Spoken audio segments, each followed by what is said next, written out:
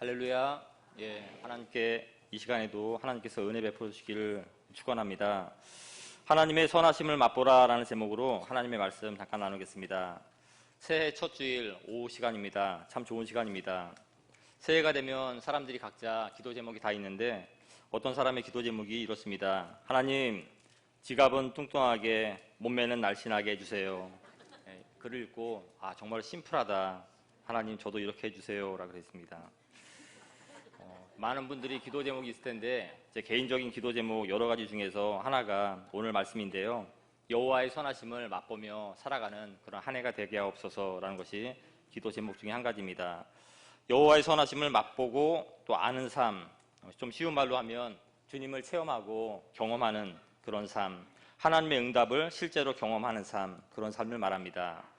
어린 다윗이 그랬죠. 다윗은 아버지의 양떼를 지키려고 사자와 또 곰과 싸울 때 하나님이 도와주시는 경험을 했던 것 같습니다. 그리고 세월이 흘러서 이 경험은 소년 다윗이 우리가 잘 알듯이 거인 골리앗 앞에 자신 있게 나아갈 때 사자와 곰과 내가 싸울 때 하나님께서 나를 사자의 발톱과 곰의 발톱에서 건져내셨은즉 나를 이 블레셋 사람의 손에서도 건져낼 것이 확실합니다 라는 이런 믿음으로 달려나간 것을 우리가 볼 수가 있습니다. 사자와 곰의 발톱에서 경험했던 그 하나님의 은혜의 체험이 골리앗과 싸움을 하러 나갈 수 있는 믿음이 되었던 것입니다. 사도 바울도 마찬가지입니다. 그리스도인들 감옥에 가두려고 다메섹으로 가다가 도로에서 하나님을 체험했습니다. 사울아 사울아 어찌하여 나를 핍박하느냐. 사울이 묻지요. 주님 누구십니까? 나는 너가 핍박하는 예수라 라는 이 체험을 통해서 사도 바울은 모든 것 다 포기하고 일평생 하나님만 따라가는 하나님의 사람의 출발점이 되었습니다. 이처럼 그리스도인들이 하나님의 선하심을 경험하는 것, 하나님의 선하심을 맛보는 일은 참 중요합니다. 당연히 경험이 하나님의 말씀보다 당연히 앞설 수는 없습니다. 하지만 분명한 것은 하나님을 만나는 개인적인 그 체험이 신앙생활에 유익하다는 것 또한 사실입니다. 올 한 해 저와 여러분의 신앙생활 속에서 하나님과 이 건강한 만남의 체험, 남이 만난 하나님이 아니라 내가 만난 하나님, 자신 있게 기쁘게 많은 사람들에게 전해서 이 한 해가 더욱더 많은 하나님의 은혜가 넘치게 되기를 우리 주님의 이름으로 축복합니다. 오늘 읽었던 본문에는 야곱이 나옵니다. 10절 말씀에 야곱이 브엘세바에서 떠나 하란으로 향하여 가더니 라고 되어 있습니다. 우리 이 상황을 다 잘 알죠. 야곱이 형 에서를 피해서 지금 도망가는 그런 상황입니다.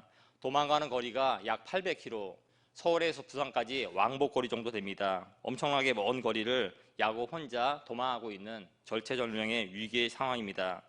두려움으로 가득 찬 야곱, 어쩌면 난생 처음으로 부모 형제를 다 떠나서 아무도 없이 베델 광야에서 홀로 어두운 밤을 맞이하고 있는 그런 광경입니다. 그 밤은 남들에게는 낭만적인 밤일 수도 있겠지만 이 야곱에게는 도망감과 또한 갈 길을 알지 못하는 이 야곱에게는 두려움의 밤이고 또 절망의 밤이었습니다. 그런데 언제나 우리에게 절망 속에 소망이 있는 것은 그리스도 예수께서 우리와 함께 하심을 믿습니다. 야곱도 혼자 있는 것이 아니라 자기 혼자 있는지 알고 있었지만 그 밤에 그곳에 혼자 있는 것이 아니라 하나님이 야곱을 찾아오셨습니다. 13절 말씀, 또 본즉 여호와께서 그 위에 서서 이르시되 나는 여호와니 너의 조부 아브라함의 하나님이요 이삭의 하나님이라 라고 되어 있습니다. 절망 속에서 소망의 하나님을 만난 야곱, 이것이 바로 은혜입니다. 저와 여러분들에게도 이런 은혜가 좀 많이 있었으면 좋겠습니다. 우리의 삶이 공고할지라도 우리가 주님만 바라본다면 살아계신 아버지 하나님께서 언제나 우리가 어떤 환경 속에 있든지 찾아오시고 우리에게 소망을 주시는 그런 은혜의 한 해가 되기를 예수님의 이름으로 축복합니다. 우리가 지금 보고 있는 이 야곱은 어떤 사람입니까? 정말 믿음의 가정에서 태어났지요. 야곱의 할아버지가 누군지 아시죠?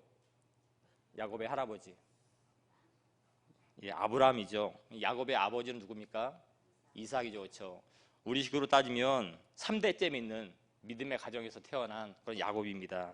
어릴 때부터 할아버지 아브라함과 아버지 이삭에게 얼마나 철저하게 신앙교육을, 요즘에 태어나지는 않았지만 주일학교 때부터 얼마나 철저하게 신앙교육을 받았겠습니까? 주일 예배, 수요 예배 한번 빠지지 않고 다 드렸을 것 같은 그런 야곱 집안의 분위기입니다. 또 집안은 부자였습니다. 또 야곱은 잔꾀가 참 많았습니다. 아버지와 형을 속일 수 있는 잔머리도 참 많이 있었습니다. 그리고 그때까지 자기의 생각대로 세상을 살아갈 자신이 있는 그런 사람이었고 또 그렇게 살아갔습니다. 그런데 아쉽게도 그때는 야곱이 하나님을 개인적으로 믿은 적은 없었던 것 같습니다. 할아버지의 하나님, 아버지의 하나님을 알고 있었지만 그동안 자신 있게 살았던 지난 날들 속에 야곱은 자기가 믿는 하나님이라고 개인적인 체험은 없었던 것 같습니다. 그러다가 오늘 도망자의 신세로서 깜깜한 절망 한가운데서 하나님을 개인적으로 체험하는 놀라운 은혜를 맛본 것입니다. 야곱은 이때야 비로소 하나님이 진짜 살아계시구나 라고 하나님의 살아계심을 맛보았던 것 같습니다. 하지만 야곱은 워낙 잔꾀가 많은 사람이라서 그 후에도 이런저런 여러 어려움을 거치면서 인생을 살았습니다. 그래도 이때 하나님을 체험한 그 야곱은 인생의 위기 속에서 늘 하나님을 찾으면서 살았다는 것을 우리는 성경을 통해서 알 수가 있습니다. 오늘 하나님을 맛본 이 야곱은 과연 어떤 변화를 일어났습니까? 형 에서가 자기를 죽이려고 온다는 그런 소식을 듣고 여러 가지 잔꾀로 나름대로 계획을 세웠지만 결국 야곱이 어떤 행동을 취하죠? 결국 하나님 앞에 엎드렸습니다. 우리가 잘 알고 있듯이 야복 강가에서 인생을 걸고 기도하는 사람의 모습이 나타나는 것, 자기가 개인적으로 하나님을 알고 나니 어려운 순간 속에서 하나님께 엎드리는 야곱의 모습을 우리가 볼 수가 있는 것입니다. 예수님의 제자들은 또 어떻습니까? 예수님의 제자들 예수님을 하나님으로 알지 못하고 사람으로만 알았을 때는 예수님이 잡시던 저녁에 괴로워서 제자들에게 부탁을 했지요. 중보기도 부탁을 했습니다. 나 너무 괴롭다. 나를 위해서 기도해다오. 열심히 기도하고 나서 돌아오면 제자들은 피곤을 이기지 못하고 잠들어 있는 그런 모습을 우리가 보았습니다.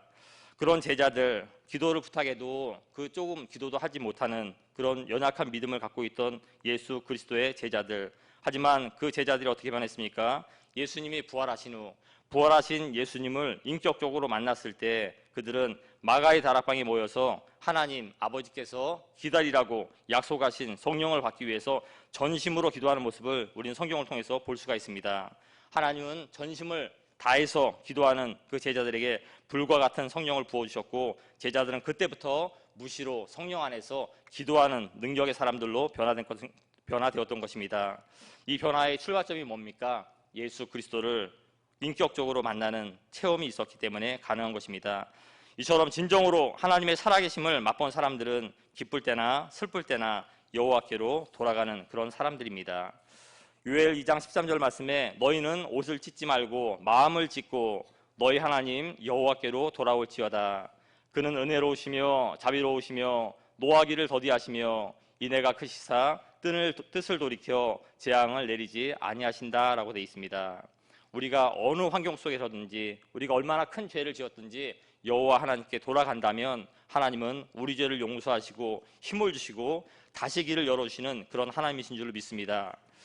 욥기 42장 5절 6절 말씀에 내가 하나님에 대하여 귀로 듣기만 하였사오나 이제는 눈으로 주를 배옵나이다. 그러므로 내가 스스로 티끌과 제 가운데서 회개하나이다 라고 고백합니다.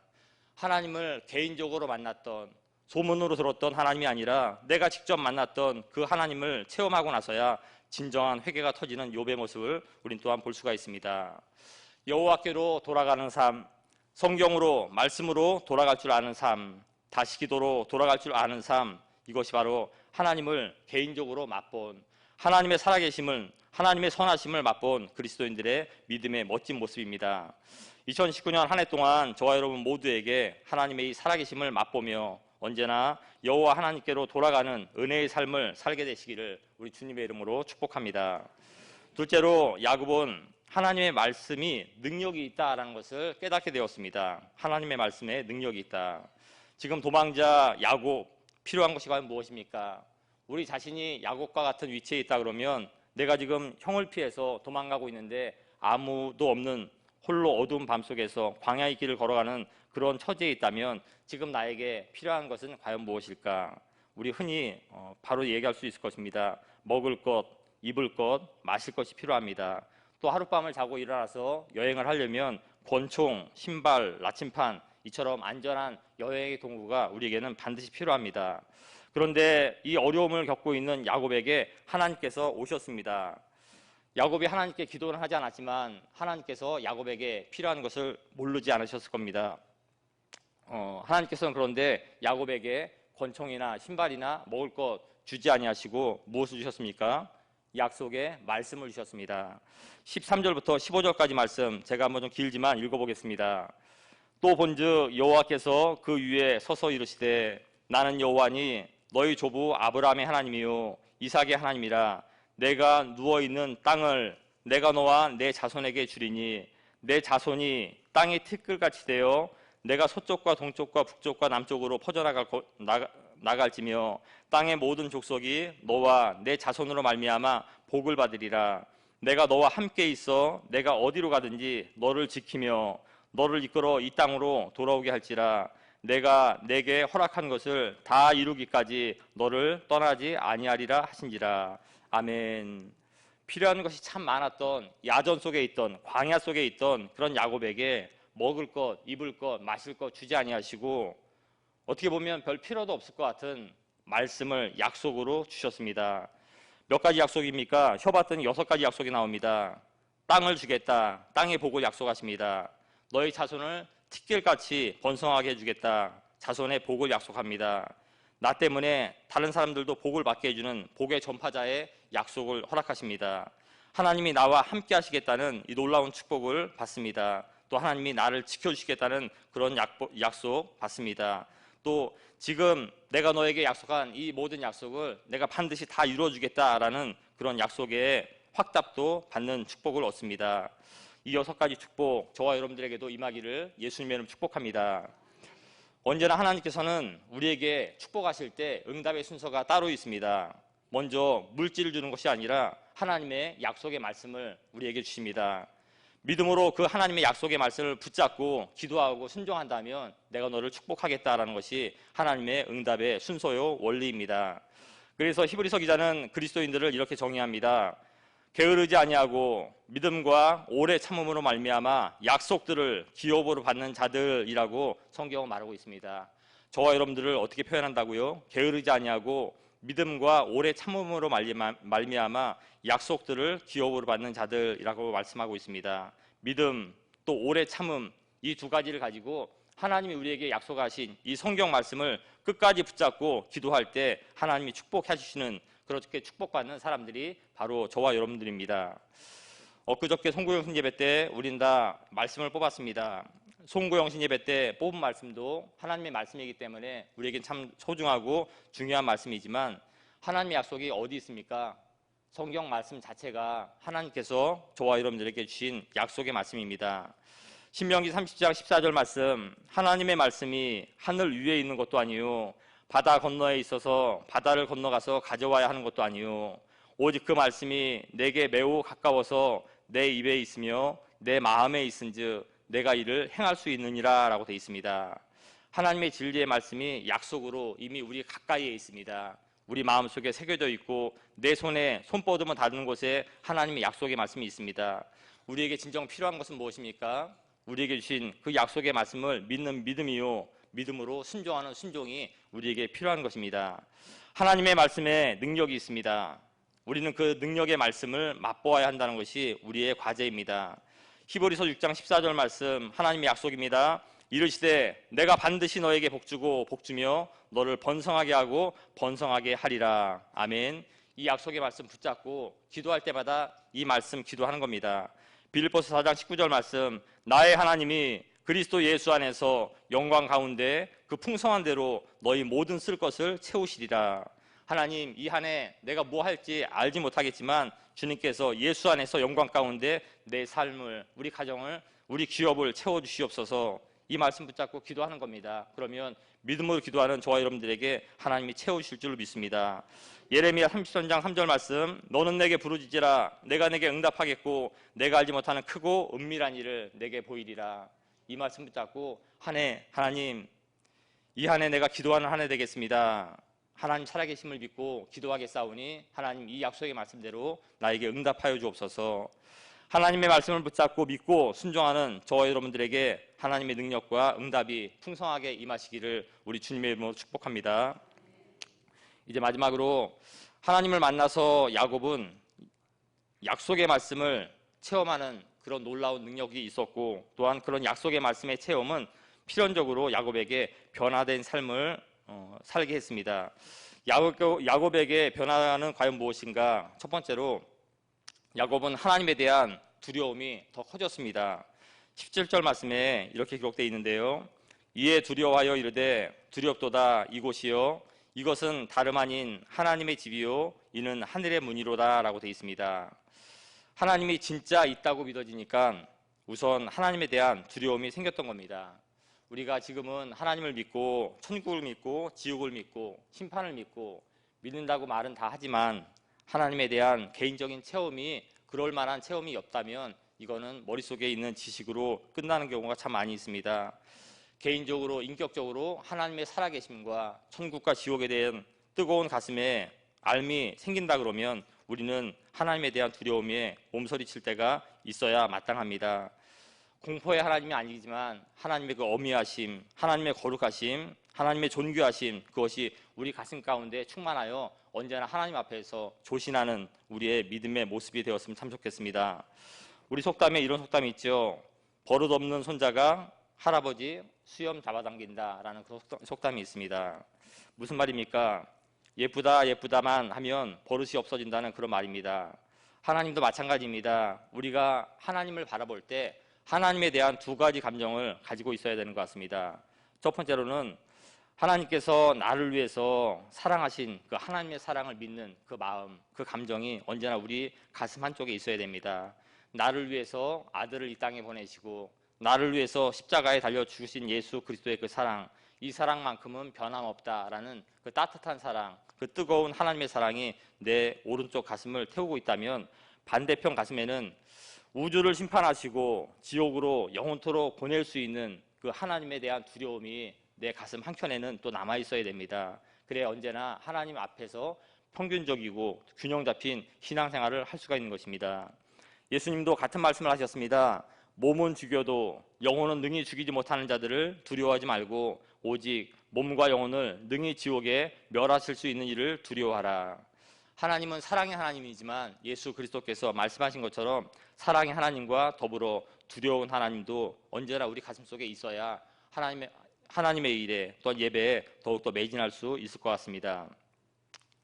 짧은 개인적인 말씀이라 죄송합니다만 저는 개인적으로 하나님이 이런 두려운 하나님이라는 것을 청년 때 아주 잠깐 알려주셨습니다.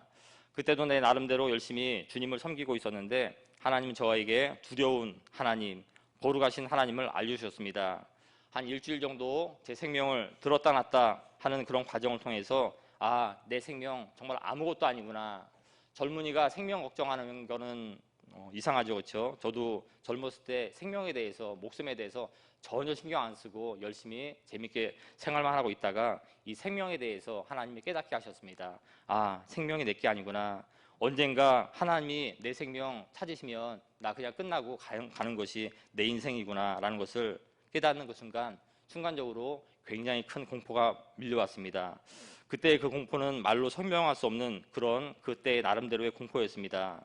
저는 여러분들이 이런 무서운 공포, 무서운 경험 없이 하나님에 대한 그런 두려운 감정이 좀 많아서 더욱더 하나님의 일에, 더욱더 예배에, 더욱더 기도에 솔선수범하는, 더욱더 매진하는 저와 여러분들 되시기를 예수님의 이름으로 축복합니다.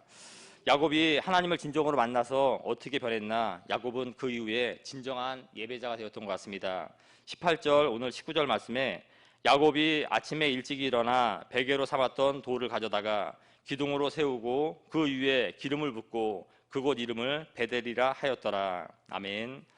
야곱은 하나님을 만났던 그 자리에 돌 기둥을 세웁니다. 그리고 기름을 부으면서 하나님께 제사, 예배를 드렸습니다. 그리고 그곳 이름을 베델, 하나님을 만나는 하나님의 집이라고 지었습니다.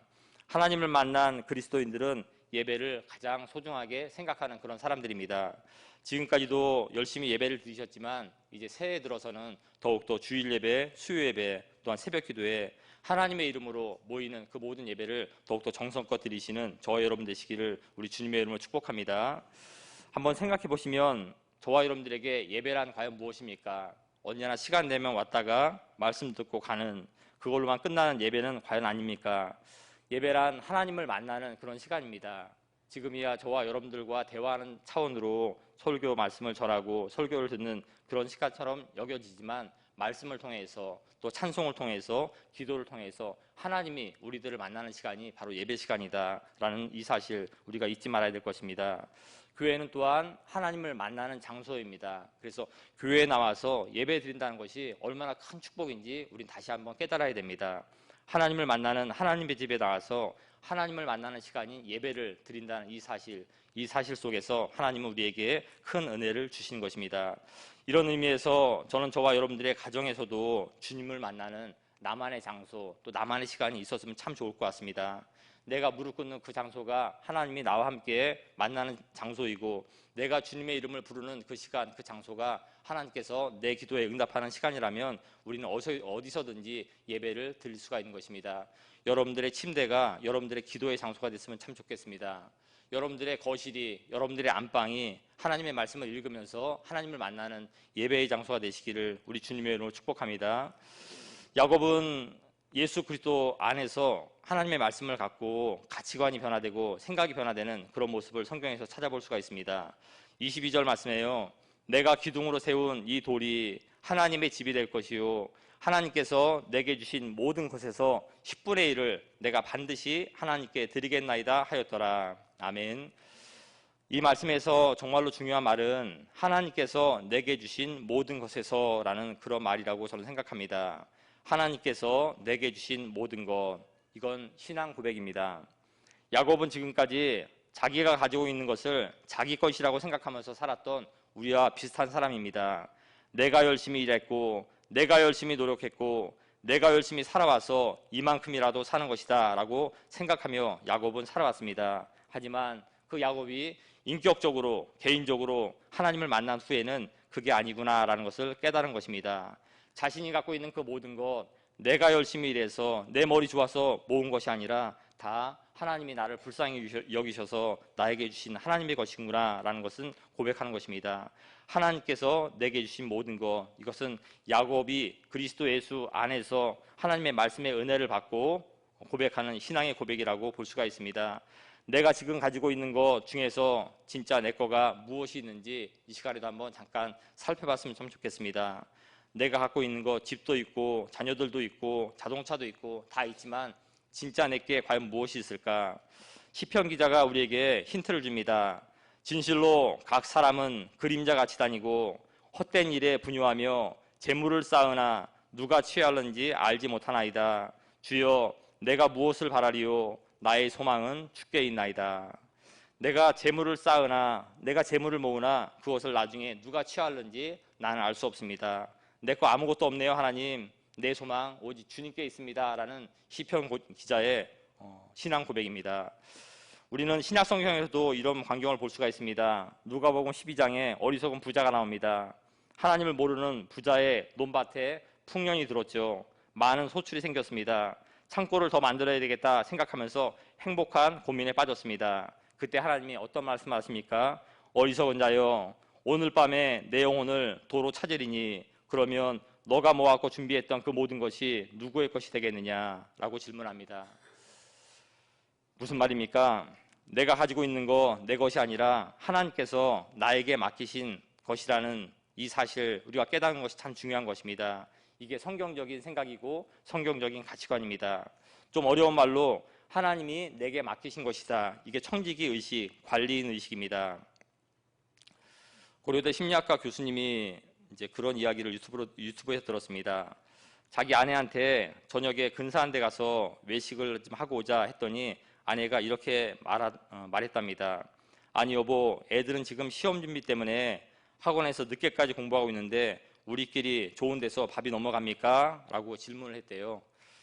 그래서 그 교수님이 이렇게 말했답니다. 애들이 시험 공부하는 거하고 우리가 둘이서 저녁밥 먹는 거하고 무슨 관계가 있는데? 라고 질문을 했답니다. 우리는 아내의 말이나 남편의 말이나 다 어떤 의미인지 압니다. 자녀 사랑하는 마음 다 똑같죠. 각자의 상황과 형편이 다르기 때문에 딱 잘라서 누가 맞다라고 말할 수는 없지만 남편의 생각이 조금 더 성경적인 가치관, 성경적인 생각이 아닌가라는 생각을 합니다. 성경이 말하는 초점은 하나님 말고 그 어떤 것에도 내 마음 뺏기지 말라라는 그런 말입니다. 하나님 말고는, 예수 그리스도의 사랑 말고는, 예수 그리스도의 십자가 말고는 그 어떤 것에도 매어 있지 말아라. 그 매어 있는 것 때문에 예수를 믿지 못하거나 그것 때문에 하나님을 등한시하면 안 된다. 너희가 매어 있을 것은 오직 주의 사랑에 매어 살아가야 된다는 것이 성경이 우리에게 하시는 말씀입니다. 저게 내 거다, 저것이 내 거다라는 이 의식이 강하면 강할수록 거기에 노심초사 매어서 살게 되는 것입니다. 그래서 보통 부모 자식 간의 대화가 어떻습니까? 그래, 이 녀석아, 엄마는 먹고 싶은 거 참아가면서 너 잘 되라고 했는데 그래, 이걸 성적이라고 가져와, 성적이라고 가져와. 그럼 아이들이 뭐라고 합니까? 누가 식사하지 말라 그랬습니까? 그렇게 질문하죠, 보통. 그럼 엄마는 또 뭐라고 얘기합니까? 그 아이들의 말에 섭섭해서 울고불고 난리를 피웁니다. 그럼 애들은 짜증을 내고 문 밖으로 나가버립니다. 서로 매여 있는 거죠. 매여 있으면 시간이 갈수록 서로가 피곤해질 가능성이 참 많이 있습니다. 성경적인 가치관, 성경적인 생각이 무엇입니까? 내가 갖고 있는 내 자녀까지도 내 것이 아니다. 하나님이 나에게 잠깐 맡겨놓으신 하나님의 양이다라는 그런 생각이 성경적인 가치관입니다. 더 나아가 내가 갖고 있는 모든 물질, 명예, 권력 다 내 거 아니고 하나님 거다라는 그런 생각이 야곱에게, 우리 모두에게 필요한 생각입니다. 요한복음 8장 32절 말씀, 진리를 알지니 진리가 너희를 자유롭게 하리라 라고 되어 있습니다. 하나님이 저와 여러분들에게 원하시는 것은 진리 안에서의 자유함입니다. 어디 매어서 꼼짝달싹 못하고 어떤 생각에 사로잡혀서 생각이 유연하거나 또한 고정되어 있는 것을 하나님은 원하지 않습니다. 진리 안에서 자유함을 누리라 라고 언제나 우리에게 말하고 있습니다. 우리는 흔히 자유함이라고 하면 어떤 생각이 듭니까? 이사 갈 때 손 없는 날, 뭐 그런 거 보지 않고 아무 날이나 자유롭게 이사한다, 이 정도만 난 예수 안에서 자유해 라고 표현할 수 있을지 모르겠지만 하나님이 원하시는 것은 내 삶의 전반적인 자유함입니다. 모든 것, 그 어떤 것에도 얽매이지 말고 아까 말씀드렸듯이 오직 너희를 향하신 예수 그리스도의 그 십자가의 사랑에 목매라. 그 사랑이 진짜고 그 사랑에 열매가 있다라는 이 말씀 꼭 붙잡는 저와 여러분 되시기를 우리 주님의 이름으로 축복합니다. 야곱의 변화와 같이 우리에게도 하나님의 아름다운 변화가 나타나서 이 한 해 하나님의 살아계심, 하나님의 선하심을 맛보며 풍성한 열매로 기뻐하시는 그런 한 해 되시기를 우리 주님의 이름으로 축복합니다. 기도하겠습니다.